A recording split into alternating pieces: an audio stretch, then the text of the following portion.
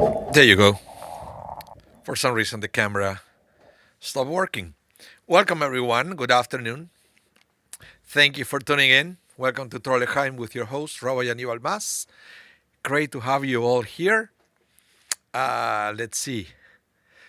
Welcome, Brenda. Welcome, Ashira. Welcome, David. And let's see who else is around. If you are there, if you have access to the chat, please say hello. I would like to welcome you officially to the class. And yeah, I hope you have also your coffee here. I'm ready. Look, new cup. This was graciously sent to me by Shelly Chochinov. These are cappuccino cups. A little smaller. I have to learn how to. The proportions for the cappuccino is different. It's different from the others, but it's still very cool. Welcome, Angela Daniel. Shalom. Anastasia, welcome to the class. Welcome, everyone.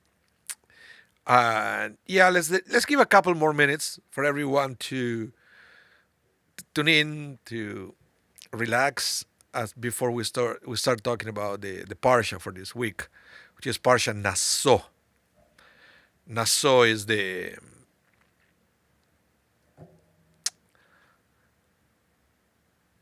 yeah, it's a parsha. Lots of numbers on this one, lots of counting. That's what Nasso means count. But there is something I want to share with you that the last week's bar mitzvah, he was talking about that on his speech and his Torah.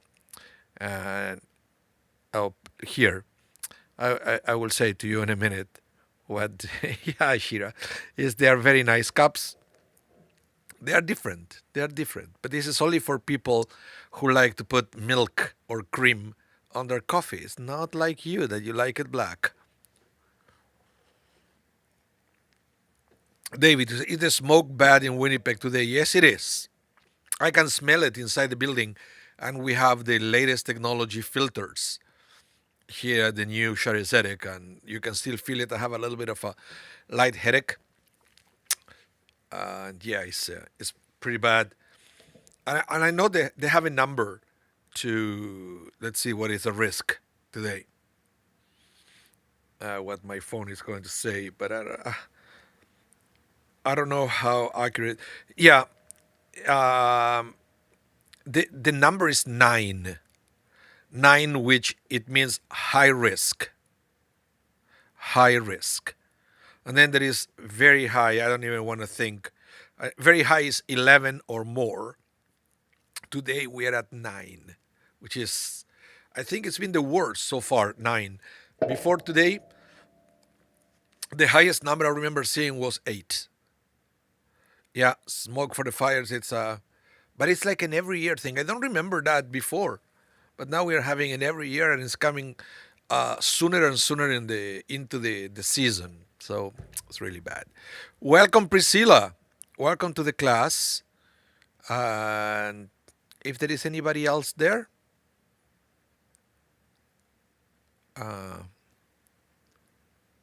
oh, 2 days ago was 11. I missed that one. I missed the 11 one, but the headaches are like every day now. Every day now. There is nothing to do. I guess it's better to stay inside, especially in a building like Shari Zedek, that we have everything is filtered with very fancy filters. And at home, we have the regular filter for the furnace plus external filters as well. Yeah. So, okay, it's time to study with today class. And what I wanted to say is about Parshat Nasso, this section from the book of Numbers. And it's very interesting because Nasso is the longest parsha of the Torah. Do you know that? Nasso is the longest parsha of the Torah, and it has 176 verses. 176. Now, it's interesting because the longest chapter of the book of Psalms is Psalm 119, and it also has 176 verses.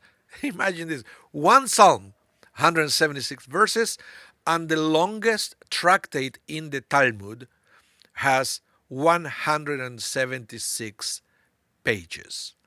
Actually, they call it folios because the pages in the Talmud is A and B. So the longest tractate has 176 double pages. So, and that's why the rabbis call this parsha Psalm 119 and the longest tractate of the Talmud. They call it the Big Three. The Big Three, and yeah, it's the longest parsha. And it's also interesting that the longest parsha of the Torah, the name is count, Nasso, count.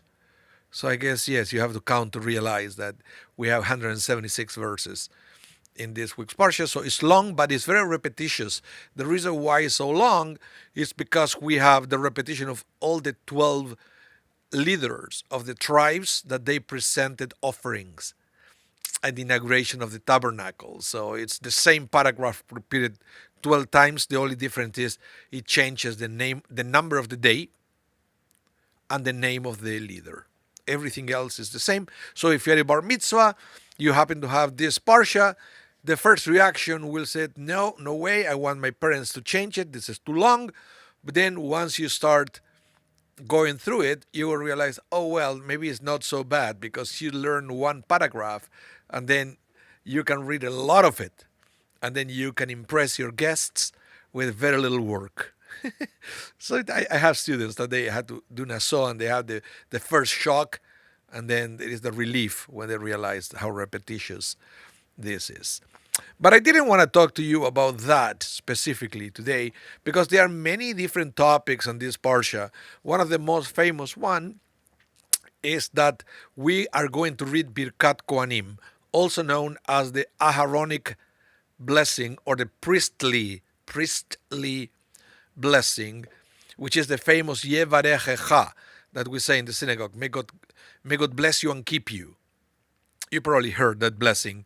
And is the blessing in the Torah. Is the one that God said to Moses, go tell Aaron and his sons, this is the way you're going to bless the people of Israel. Yevarechecha Adonai b'shmerecha, Yair Adonai panav elecha v'chuneka, Yisa Adonai panav elecha v'yasem lecha shalom. These are the blessing, which make this parsha also one of the most famous one, because it contains one of the most famous paragraphs in Jewish liturgy. This is part of every service. It's part of the Amida, this section that is found in this week parsha. So I wanted to start the class a little bit going through this special blessing that we use to bless people.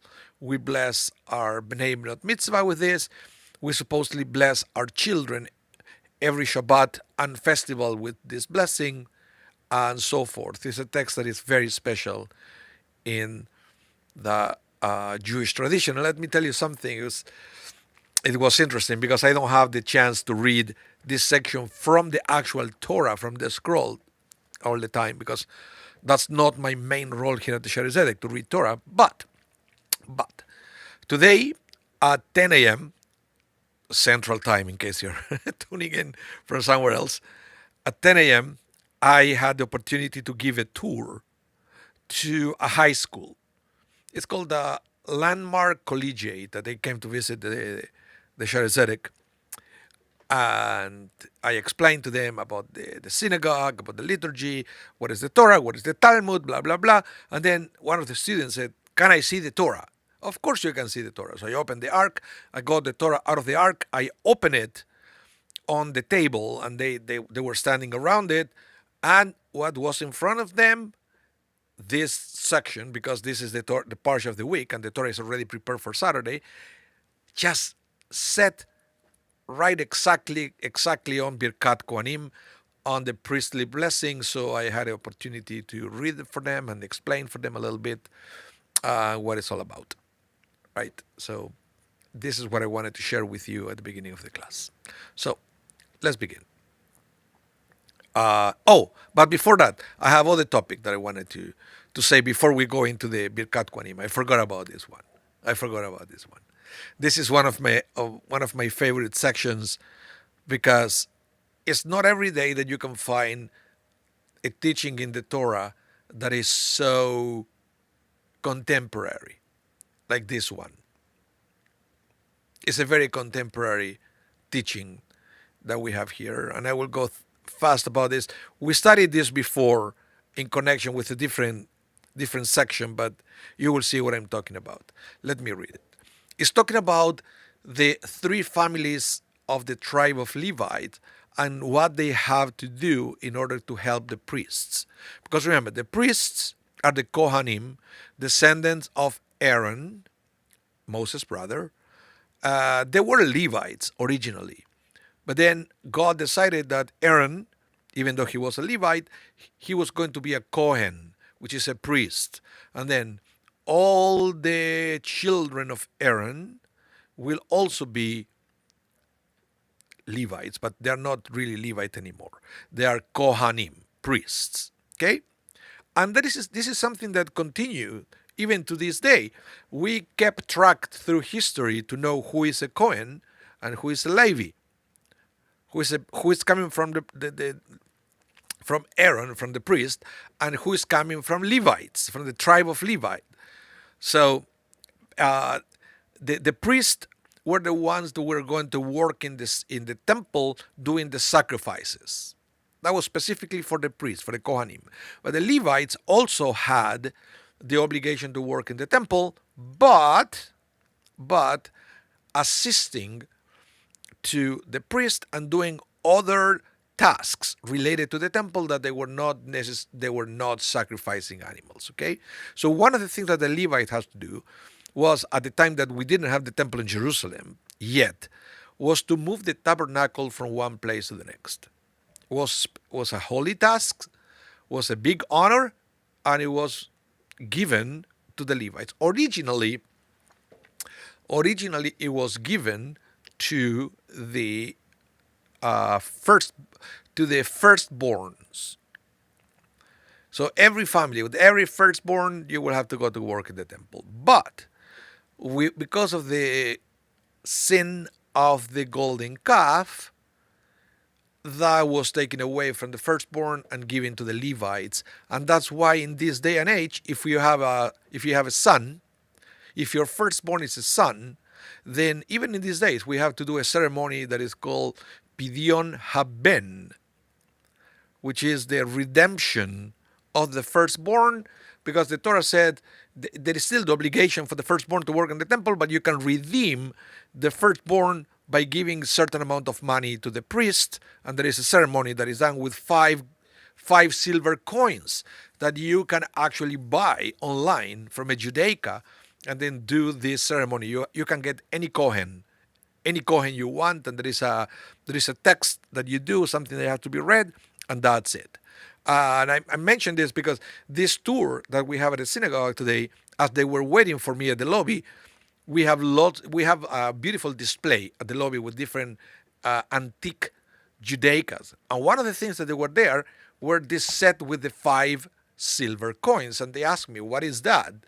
And I had the opportunity to teach to them and to explain what is the Pidyon Haben. And I was telling them that most Jewish people don't know what a Pidyon Haben is.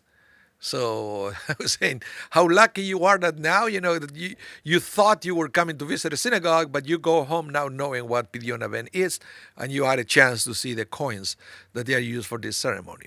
So that is for Pidyon Haben. Now, what the Levites had to do, listen to this. The Torah says, Zot avodah mishpechot Gershuni. The Gershon families are to be responsible for serving and for transporting loads.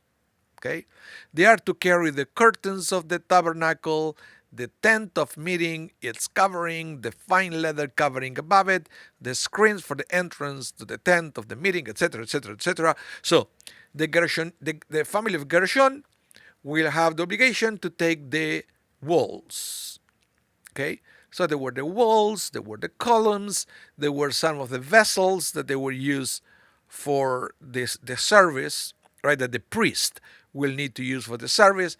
But as for the transportation, that was not up to the priest, it was up to the Levites. And within the Levites, there were the 3 families. It was Gershon, Kehat, and Merari. Again, Gershon, Kehat, and Merari.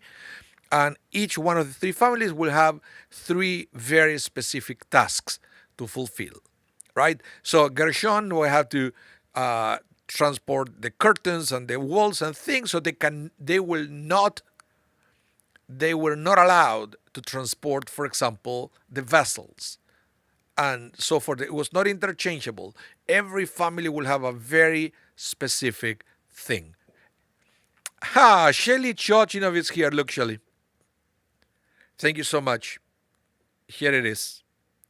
The cappuccino cup. Beautiful gift. Thank you so much. I'm just having a cappuccino. Uh, your honor. Delicious. Okay, so this is the Gershoni. So let's go to the next one, and let me show you. Okay, so I remember the three families: Gershon, Kehat, and Merari. Okay, so it says here, in order to transport all things, God commanded Moses to give them certain elements to help them in the task. Okay, so it says 2 carts and 4 oxen he gave to the Gershonites. Okay, again, 2 carts and 4 animals to help them to move things because they were heavy things as required for their service. And 4 carts and 8 oxen he gave to the Merarites as required for their service because they have things that they were even heavier than the things that the Gershonites have to transport. Okay, under the direction of Itamar, the son of Aaron the priest. Of course, the priests were coordinating things, not doing the heavy lifting, but coordinating. But to the Kehatites, to the family of Kehat, he did not give any. And the things were the heaviest for Kehat. Why? Since the duties involved the holy articles, which they had to carry on their own shoulders. Why do I say that this is one of my favorite teachings and it's so contemporary? Because it's talking about, and I will say this, to me this is very straightforward. It's talking about that there are, and the Torah is teaching us, that there are certain things that you can delegate and some things that you cannot delegate. Is that clear? Just like that. Certain things you can delegate, and another things you have to carry them over your shoulders.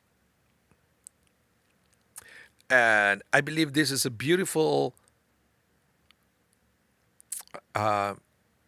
beautiful teaching for, or a beautiful lesson in parenting. Beautiful lesson in parenting.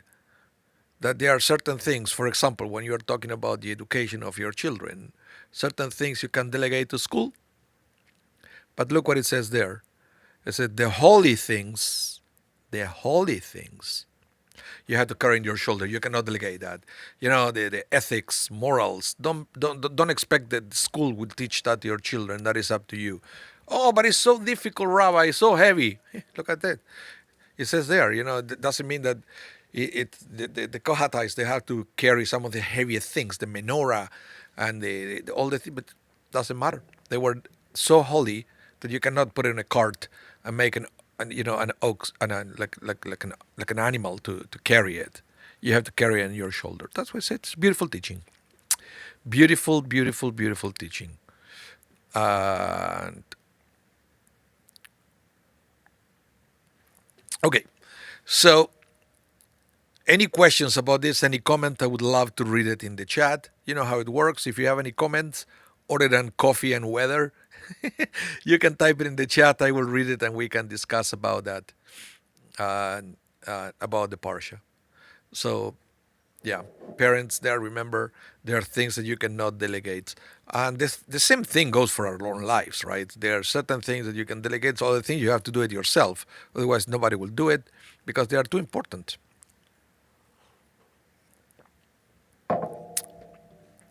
Let's continue. Okay, here we go into what I was telling you at the beginning of the class, the Birkat Kohanim. And it's this special blessing that we use every week to bless our children at the Shabbat table. But it's also part of the Amidah. every day in the service. It's only recited in the middle when we do a full repetition of the middle, which unfortunately we don't do it in most conservative synagogue anymore. We do what is called an Echa Kedusha. It means up to the Kedusha. We sing out loud the first three blessings, and then we continue silently. So we really don't have the opportunity to sing out loud the Birkat Kohanim, right? We do say it whenever we have a bar mitzvah or a bat mitzvah, the parents will bless them with these words. So let me read it for you, and then we can talk about the holy words of the Birkat Kohanim, the blessing of the priests. The Lord spoke to Moses, "Speak to Aaron and his sons. Thus shall you bless the people of Israel. Say to them, the Lord bless you and protect you. The Lord deal kindly and graciously with you. The Lord bestow his favor upon you and grant you peace. Thus they shall link my name with the people of Israel, and I will bless them." And it's a beautiful prayer that is recited by both Jews and Christians, because such powerful words, and it expresses so beautifully what a blessing is. And I will tell you one of the things that it always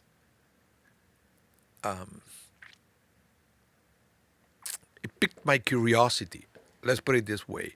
Why would the first one, for example, says, "The Lord bless you and protect you"? Why the double here? Bless you and protect you. And I was always thinking, is it necessary to add the "and protect you"? Isn't it enough to say, "May God bless you"? Why the "protect you"? Do you have any idea? I'm asking to all of you. If you have any idea, please type it in the chat. Why do you think the blessing contains both words, bless you and protect you? I would like to hear your theories.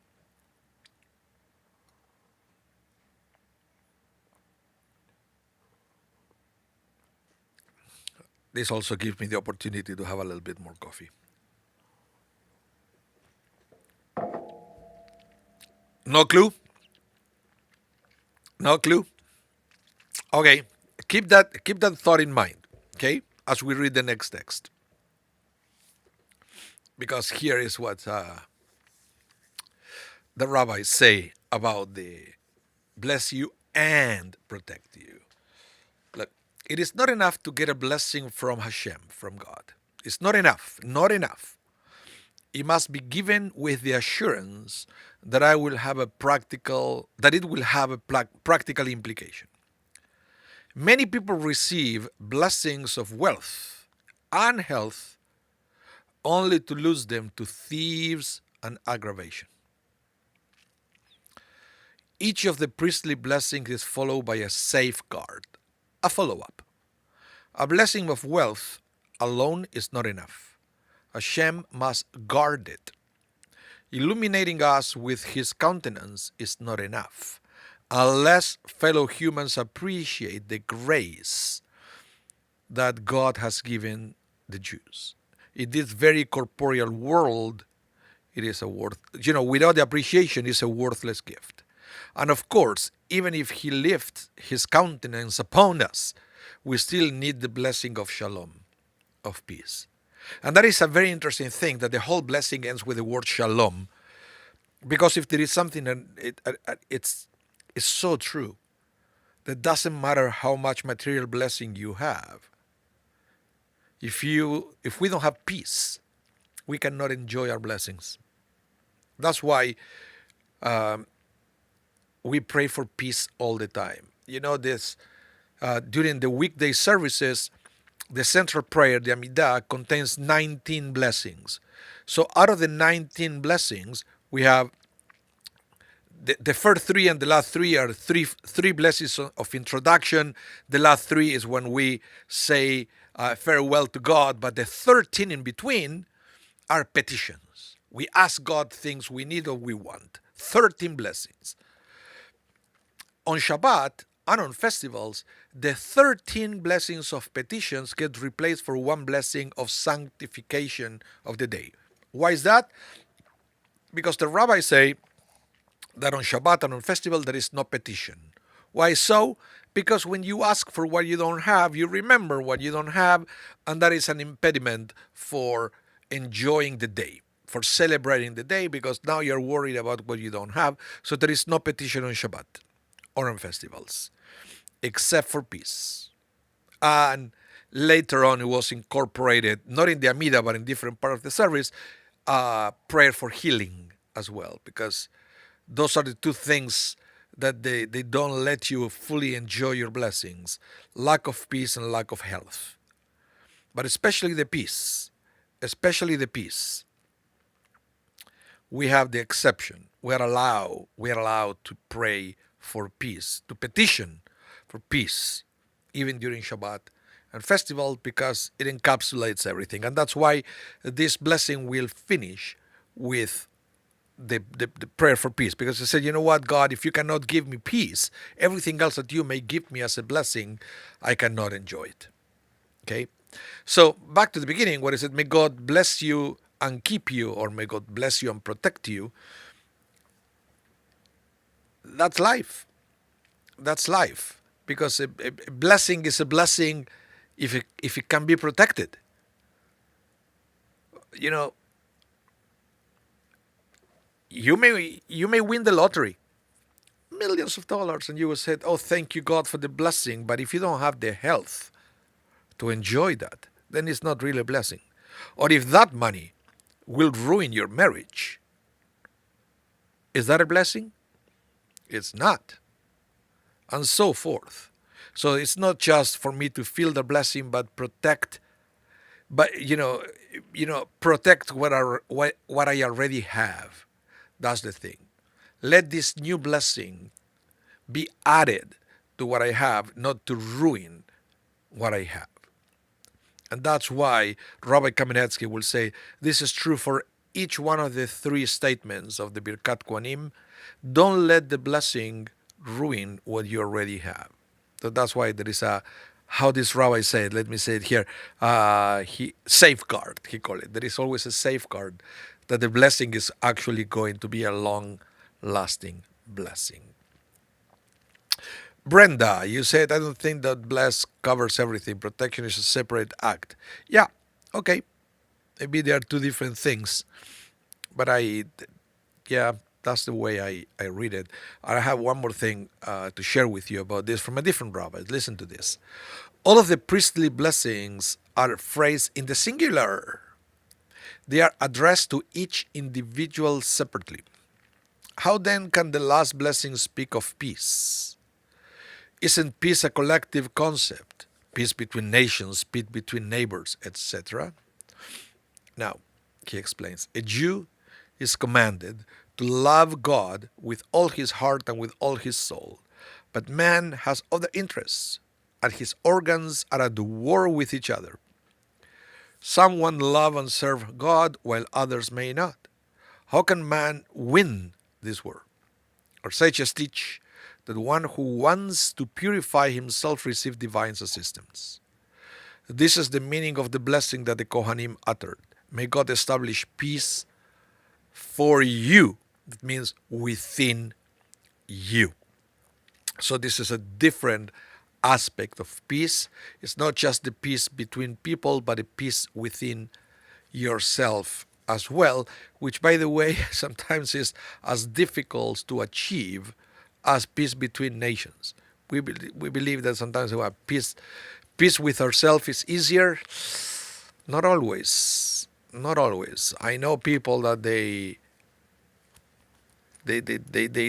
live, they have a tormented internal reality, despite maybe having peace around them, because they live in a peaceful country.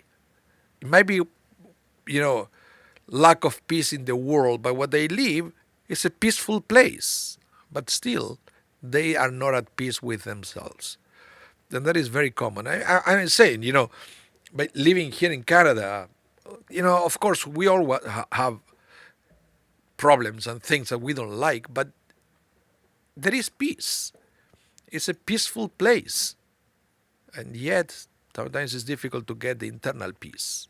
That's why that last word, shalom, shalom is a comprehensive peace with many different layers.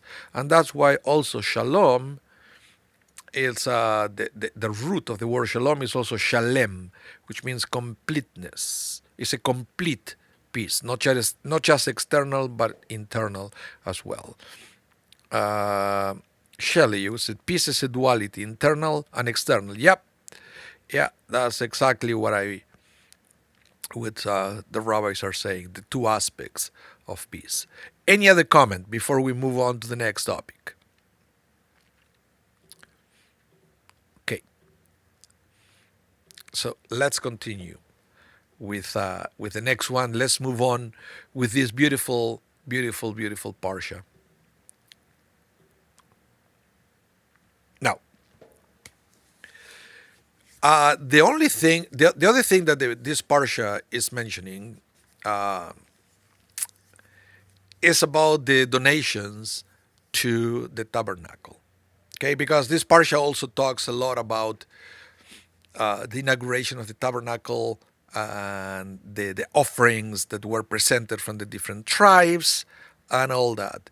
This is also a separate topic, and it's a beautiful one in the sense that this parsha reminds us how everybody is special, everybody is loved equally by God, and that's why you have the repetition of the 12 sections of the Torah to honor each one of the 12 leaders of the tribes of Israel, to explain, that each one was equally special to God. So sometimes when you are down thinking that, you are nothing in this world, this is a beautiful parsha to read, to remember that God is looking at us not as numbers, but as names. Sometimes we forget this because all the at least the beginning of the book of Numbers is census.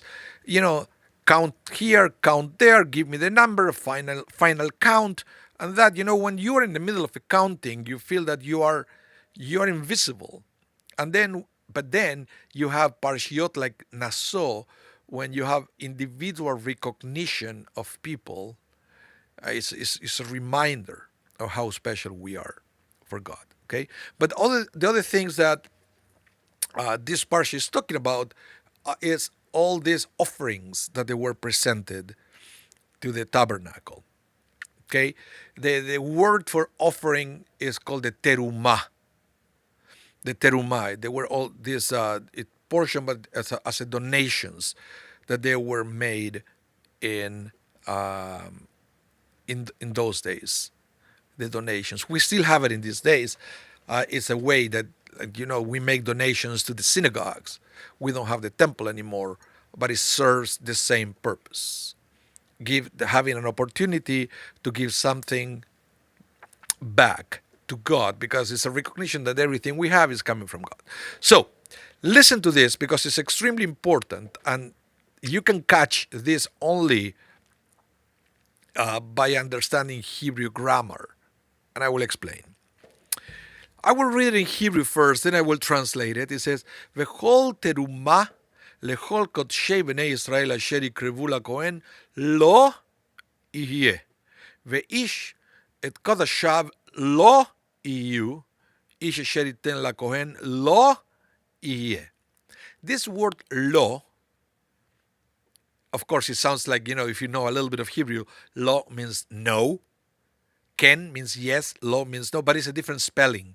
That one is lamed aleph. This is lamed vav. Lo means his. His, in English, H-I-S, his, lo. So, and in English kind of works the same way, the way this translation was written. Listen to this. "And every portion from any of the holies that the children of Israel bring to the Kohen shall be his. A man's holy shall be his, and what a man gives to the Kohen shall be his." So, the interesting thing about the verse is it's not clear who the subject is. When it said shall be his, shall be who? The donor or the Kohen? The donor or the priest? Who is the his? Right? In Hebrew it's the same. Like it said, everything you give to the Kohen, lo yeh. It will belong to him. But to him, to who? To the Kohen or to the donor? Well, you will say, of course, it's to the Kohen because the donor is the one giving it. Right now, the Kohen is the one receiving it. So you don't need to know Hebrew or English to understand that is the subject here is the recipient. But the rabbi said, no so fast. No so fast. Because these verses were written in this interesting and cryptic way to imply that his, or in Hebrew, that law could be both of them. So could be either of them. Either of them. Could be the donor or the receiver. And in a way, the subject who is getting this donation, the subject is both the donor and the Kohen in a different way. Listen to this.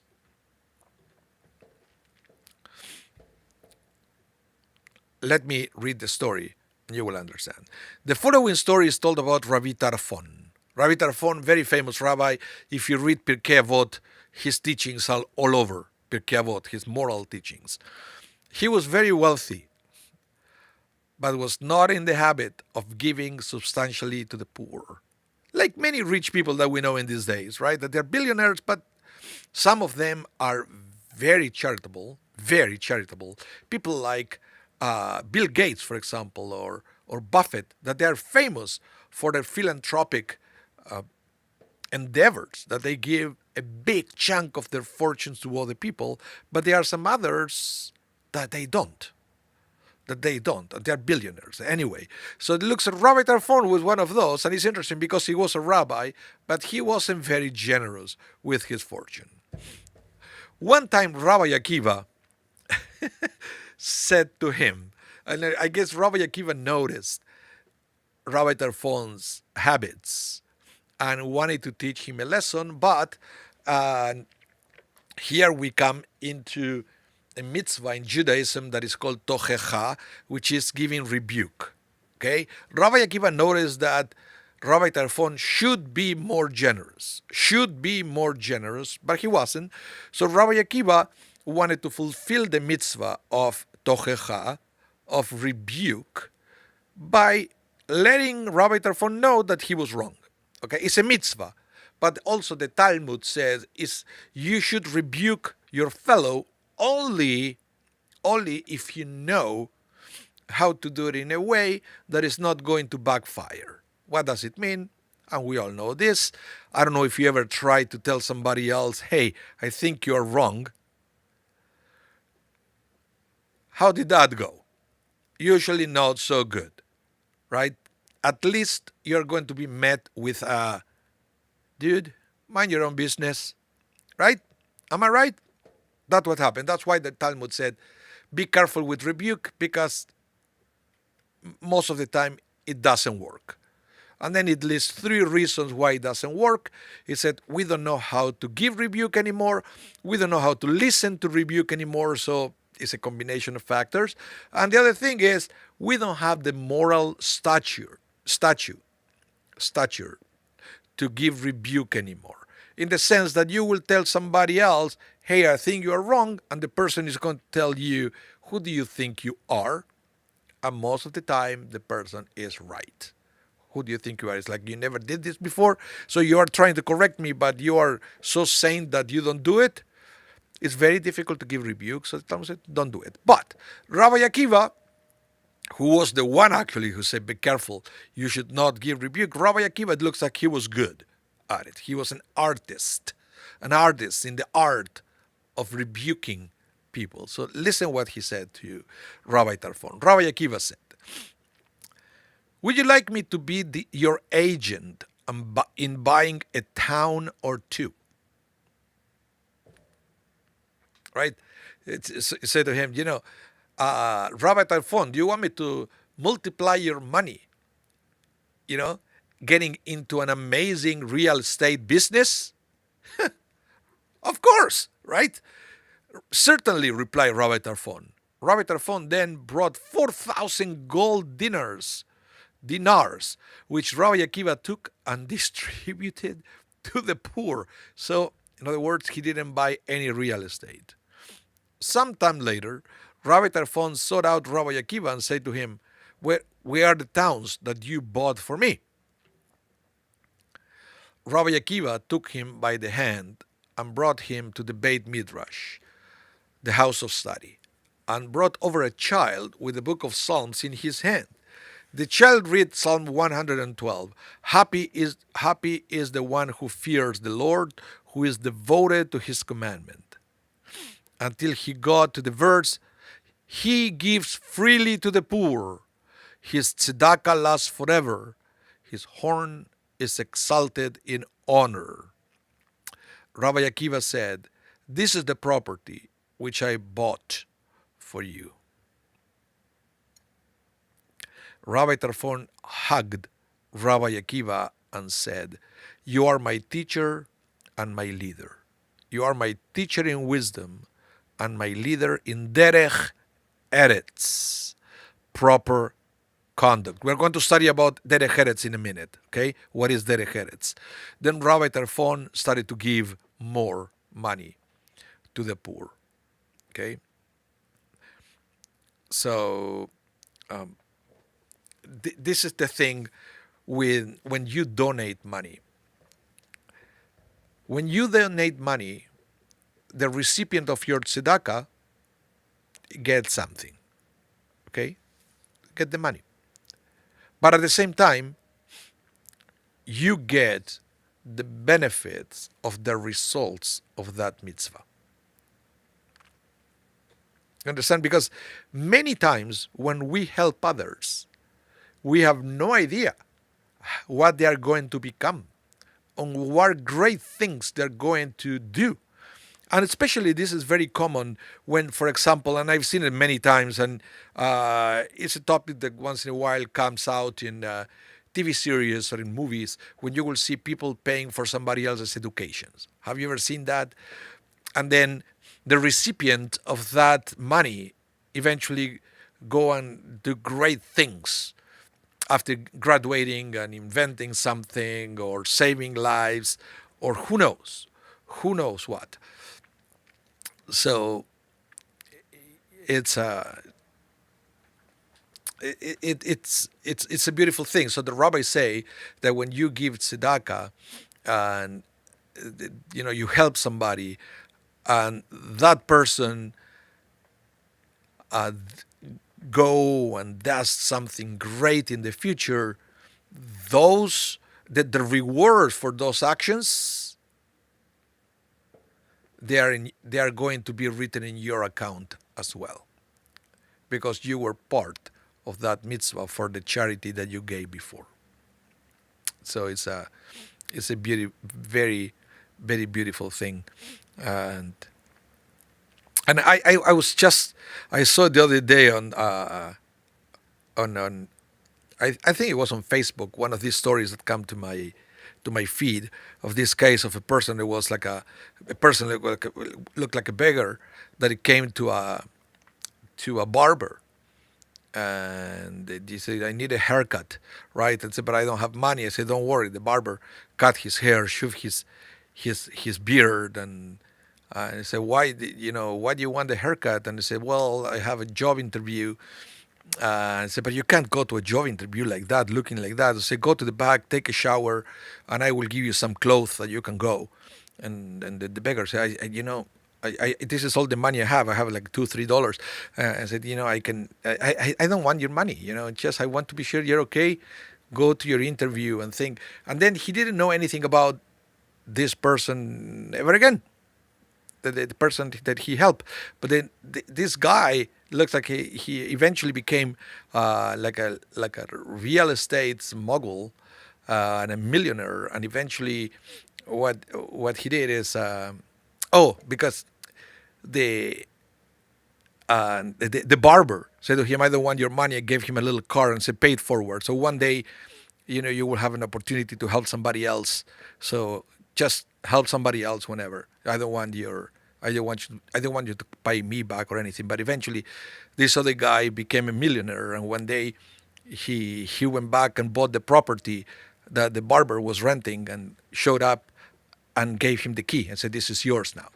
And it's amazing. You never know what differences we can create in the world when we are generous with other people. It's a beautiful thing. So good for Rabbi Akiva. He was able to rebuke Rabbi Tarfon in a loving way, and good for Rabbi Tarfon that he learned the lesson and he started to give more to others.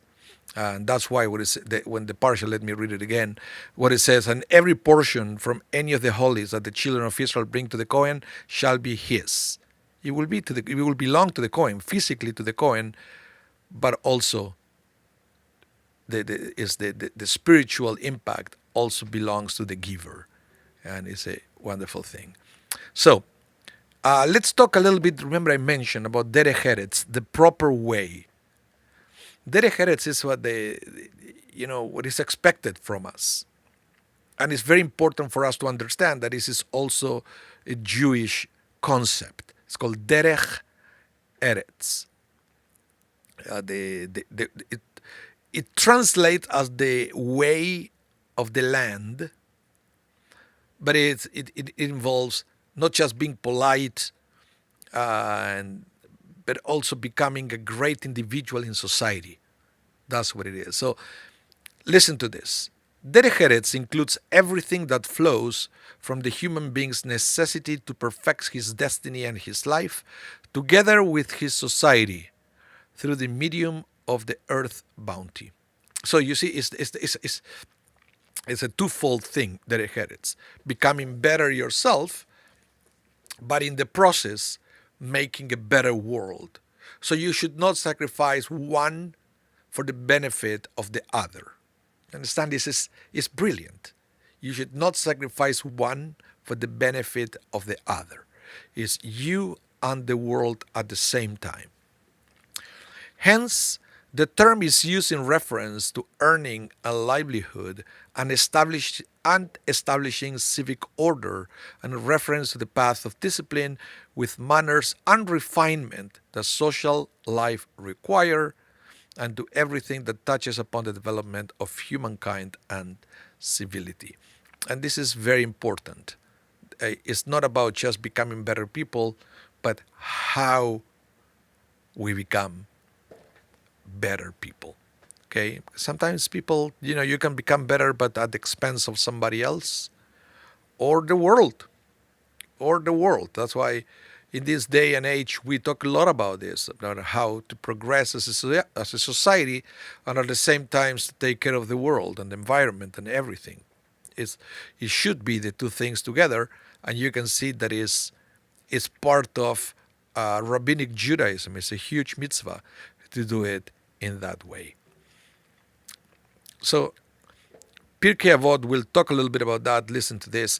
Rabbi Gamliel, the son of Rabbi Judah Anasi, Rabbi Yehuda Anasi, said, "Excellent is the study of the Torah when combined with a worldly occupation, for toil in them both keeps sin out of one's mind. But study of the Torah, which is not combined with a worldly occupation, in the end comes to be neglected and becomes the cause of sin.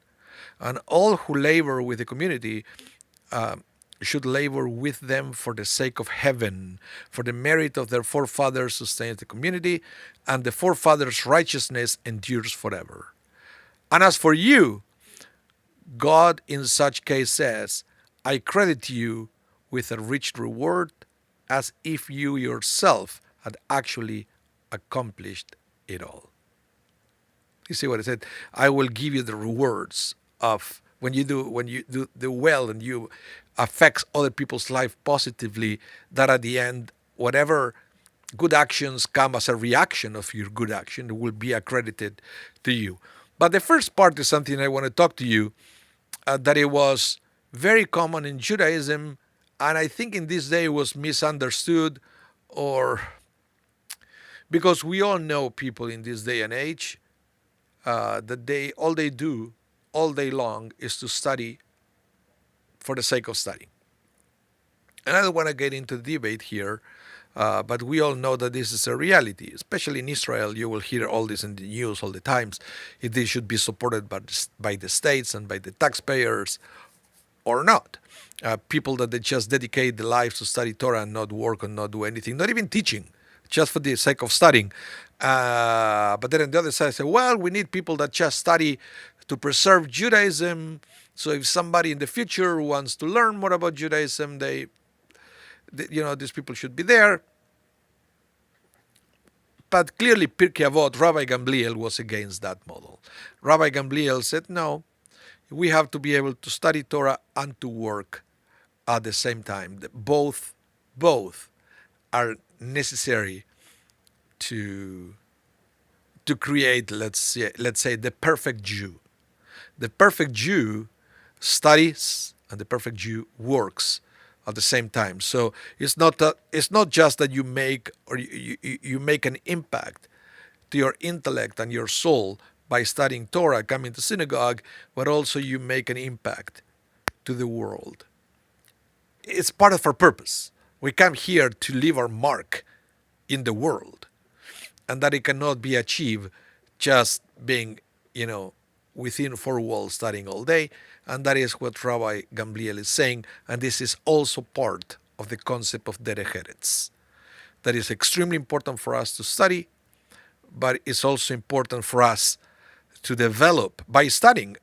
You develop your skills, but then it's time to apply those skills, to bring those skills to the world, because you become part of what we call tikkun olam, the repair of the world. Well, yeah, Shelley, you said service on the IDF, for example. Yeah, in Israel, that some people said, nope, I should not serve the IDF because my purpose is to study and to study only. And that's why I said, I don't want to get into this debate, but it's a huge thing in Israel in this day, this discussion. Now, let's go to the Midrash.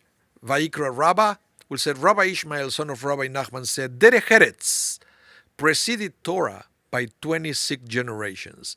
This is the meaning of what is written, to guard the way of the tree of life. The way refers to derech eretz. Afterwards says the tree of life, which is Torah.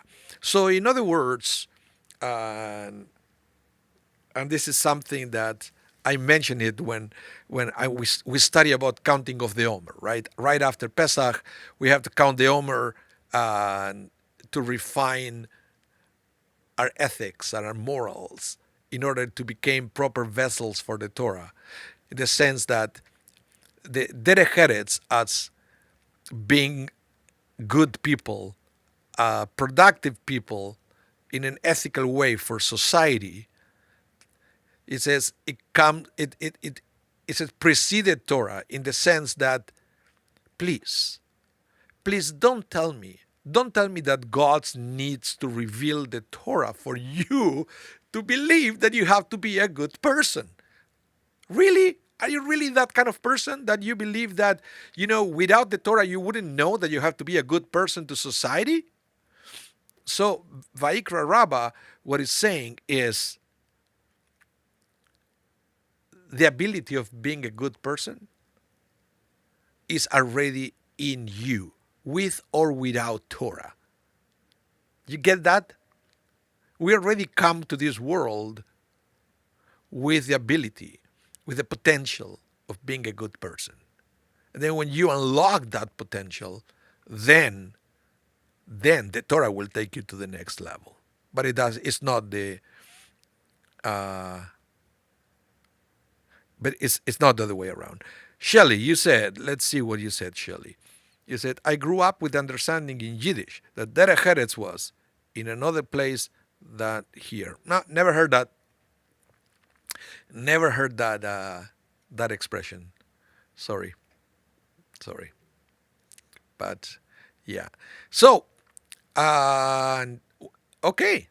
So thank you everyone for tuning in this Thursday afternoon. Remember, I believe we have just a couple more weeks. Let me double check my calendar. Yeah, we have the 12th and the 19th of June, and then we enter into the summer hiatus until right before the high holidays.